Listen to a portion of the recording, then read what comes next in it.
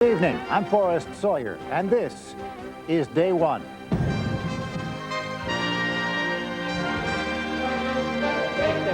Tonight, this is the red-hot Amy Fisher comic book.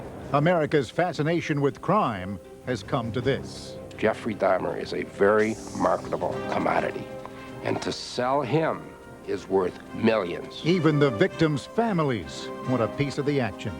If you could make these trading cards and comic books go away, would you want that, or do you want money for what's out there? Money, money, and more money. Blood money. Who says crime doesn't pay? The heart that made Evander Holyfield a champion has forced him out of the ring. It's an absolute miracle that he was able to go 12 rounds with his heart functioning at the level that it was. As he bids the boxing world goodbye, an exclusive interview with the champ. I just didn't have the courage enough to walk away from something that I love. So it's like, Lord, help me to make a decision. Diamonds are this girl's best friend. I dreamed about being a professional ball player. Never in my mind did I think it was a possible reality. But now she's got a shot. We're looking for the most talented 20 female players in America. A pro baseball team of women taking on the men. Do you think these women can play? No. We'll see about that. And David Copperfield. He works well under pressure. And he's hot. Just ask his bride-to-be, supermodel Claudia Schiffer. On your first date, did you really make French fries disappear? Yes, I did. But tonight, he gives us his undivided attention. From ABC News, Forrest Sawyer, Sheila McVicker, John Hockenberry, Michelle McQueen, John McKenzie, Lloyd Kramer, and Robert Krulwich.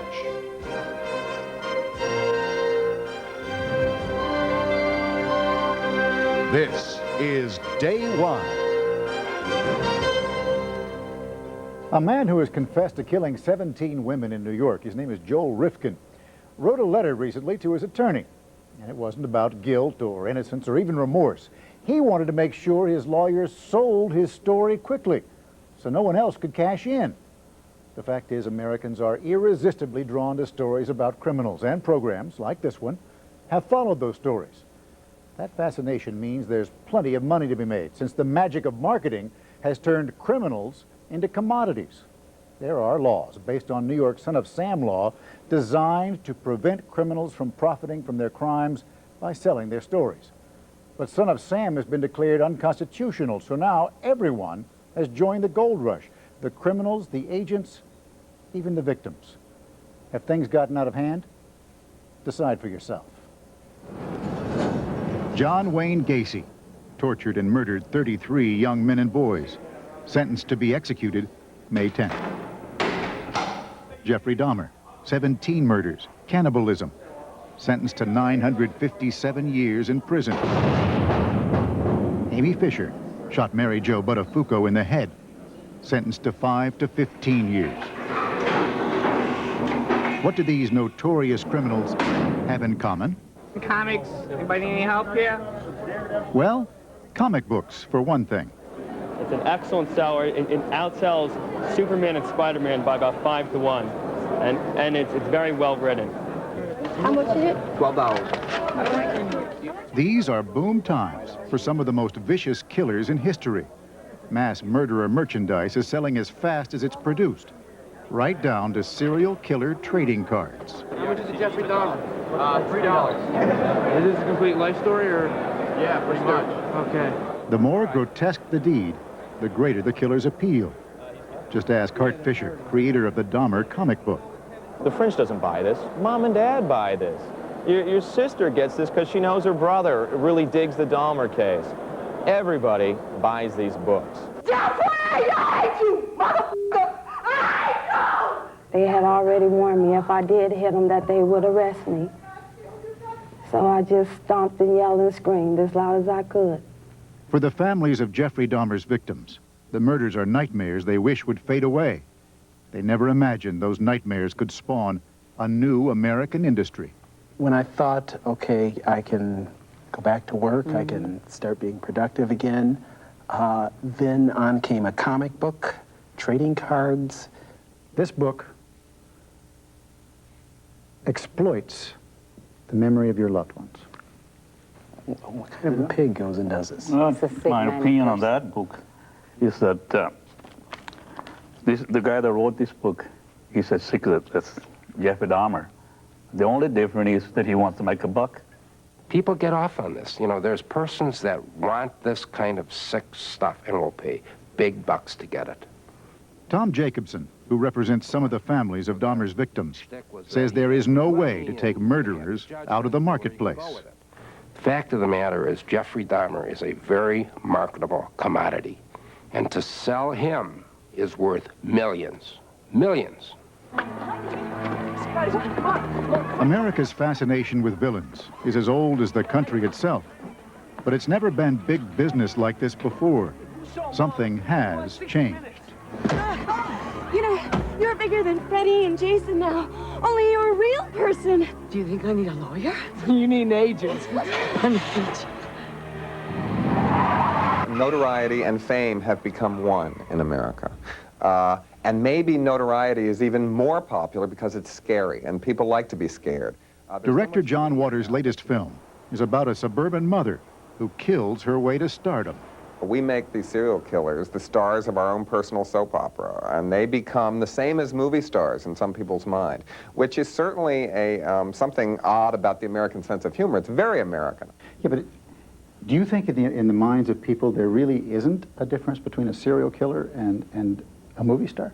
In some cases, no. But if tonight, at the trendiest restaurant in town, if either myself or Jeffrey Dahmer was in line, he'd get a better table. He's more famous, and more people would like to see Jeffrey Dahmer than they would like to see me. Lee Harvey Oswald. Toe tag.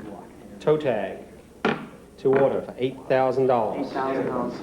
Comic books and trading cards are one thing, but the better stuff is over at Herman Darvick's auction in New York City. Lot number 160, Amy Fisher.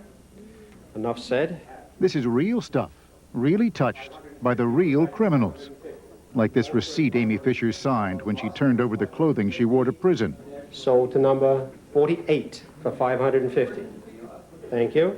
The buyer is Peter Cosenza. I love Amy Fisher. The story has everything in it. Passion, emotion, true crime. I'm a true crime junkie, so it's just, it just had everything for me. In fact, everyone is making money off Fisher's celebrity. This is Amy Fisher, My Story. This is the book that was published after the case was concluded. And I'm proud to say that I have the only autographed copy from Amy of this book in existence. And if my law practice should happen to fail, this would be my retirement fund. 1196.70. And by the way, what's better than Amy Fisher's prison signature or the toe tag Lee Harvey Oswald wore at the morgue? I think it would be great if I could get Lorena Bobbitt's knife and sell that at auction. It would easily go for $2,000, $2,000 to $4,000, maybe even more. When you're ready to move up to the pricier items, it's time to visit art dealer Rick Staton in Baton Rouge, Louisiana. Staton is turning his fascination with crime into cash.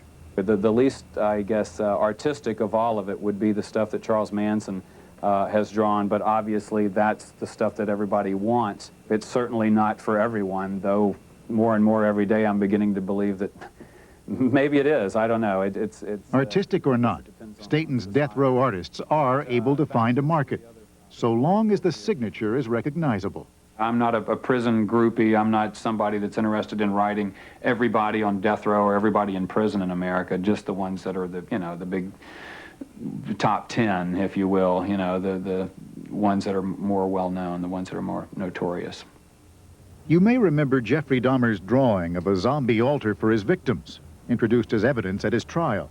Staton is encouraging Dahmer to try more drawings. I don't think it's going to be good. I don't think it will ever be good, and I don't think Jeff cares if it's good. And Jeff doesn't have to care. It's going to sell regardless. But the absolute king of the hill, #1 all-time killer artist is John Wayne Gacy. In the 1970s, Gacy tortured and murdered 33 boys, the worst string of killings in American history. He used to dress up as a clown for neighborhood children. Now, for thousands of dollars, he paints them. You'd be amazed how many people have purchased, say, Gacy's paintings as a, oh, I need this for a birthday present or a Christmas present, so please rush this back to me if you can. Gacy has spent the past 14 years here on death row in southern Illinois.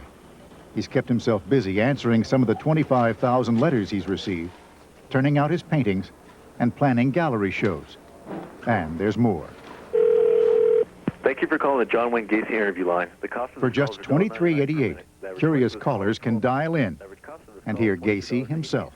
Over the past 14 years, I, John Wayne Gacy, have been appealing my conviction for We now discover that we have what in essence is John Wayne Gacy, Inc. It has corporate counsel. It has a national distribution network. It's big, big business. Gacy even has lawyers and agents to help him keep track of his business affairs. And the state of Illinois is so annoyed about his success that a $140,000 lawsuit has been filed to collect back rent on his prison cell. But there is no law that can prevent Gacy from selling his paintings or stop the public from buying. What's it tell us about us? That you would want to have something from the hand of John Gacy, you know, his signature, a lock of his hair, his artwork on your wall. What's it tell us about us? Look at how much money you're got. As John Wayne Gacy draws closer to his May 10th execution, the value of his paintings is going straight up. These are paint by numbers. Because I think people, they look like whole paint by numbers things. $20,000 for pogo? There is one more twist to this story. The ones who have not profited from all this hoopla are the victims. So if you can't beat them... There is going to be an attempt to market Jeffrey Dahmer memorabilia. I want the money to go to the families. I don't want everyone else to continue to profit off this story at the expense of my client victims. If you could make these trading cards and comic books and representations of what happened go away, would you want that, or do you want money for what's out there? Money. I think we deserve the money. money. We do deserve the money. We can't get our loved ones back in the way they left us. We deserve money, money, and more money. That's right. Some of the families of Jeffrey Dahmer's victims have gotten an $80 million civil judgment against him. And to collect their money, they want to auction off his belongings. All of them. Tom Jacobson and his clients are going to auction off the vat where their relatives were boiled down. Without any qualms. No qualms, just for money. We don't get into qualms. We don't get into head problems with this. We don't get into the morality of this. We're only interested in the money. I don't get how you cannot feel bad selling Jeffrey Dahmer's refrigerator to some God knows who. I don't get it. I really think the freezer go more than the refrigerator. So the file cabinet, the handsaw, the drill. Right. As for which of these items will bring top dollar, ask the expert. Jeffrey Dahmer's dinnerware, knives, forks, spoons, plate. There are people who will buy it. There are people who would like that as a souvenir. Even ordinary people who would like to have that just maybe on the coffee table saying, "You see that fork? Guess whose fork that was?" And the proposed auction is just for openers. What the families really want is a partnership, Jeffrey Dahmer Incorporated. First item of business, selling Dahmer's life story to the highest bidder, with everyone, including Dahmer, sharing in the profits. Does this make you feel queasy at all? A partnership with Jeffrey Dahmer? We are suffering. And I feel that I don't care if we have to sell his wisdom tooth. He owed that to us. No point beyond which you would not go. None. No line that says this is morally wrong when it comes to making money off my... After what he did, there is no wrong. Hey, if you like that, grab my catalog.